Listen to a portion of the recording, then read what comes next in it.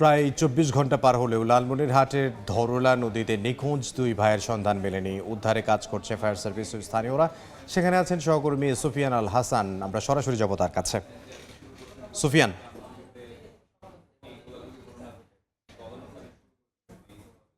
এই মুহূর্তে রয়েছি লালমনিরহাট সদরের মোগলহাট যে ইউনিয়ন রয়েছে সেই ইউনিয়নে।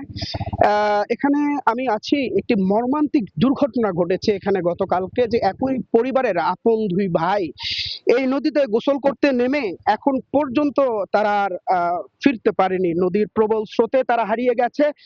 গতকাল থেকে ফায়ার সার্ভিস, বিজিবি এবং পুলিশ এবং এখানকার যে স্থানীয় লোকেরা রয়েছে, স্থানীয় বাসিন্দা যারা রয়েছে, তারা সবাই মিলে তাকে প্রায় বিকেল ৩টা থেকে সন্ধ্যা ৭টা পর্যন্ত সবাই তন্ন তন্ন করে খুঁজেও এই নদীতে তাদেরকে খুঁজে পাওয়া যায়নি।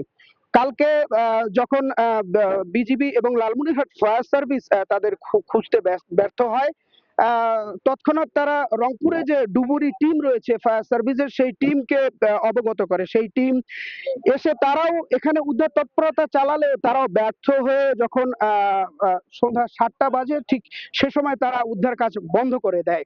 তো আজকে সকাল হতে হতে এখানে যে উদ্ধার তৎপরতা সেটি চলমান রয়েছে, তবে এখন পর্যন্ত কোনো আশার বাণী তারা দিতে পারেনি। আমরা এখানকার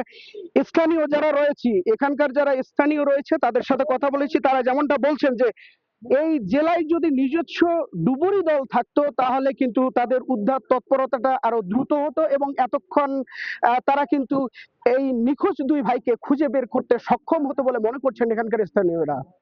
তো এই ছিল লালমনিরহাট থেকে সবশেষ খবরাখবর। সুফিয়ান আল হাসান, লালমনিরহাট থেকে।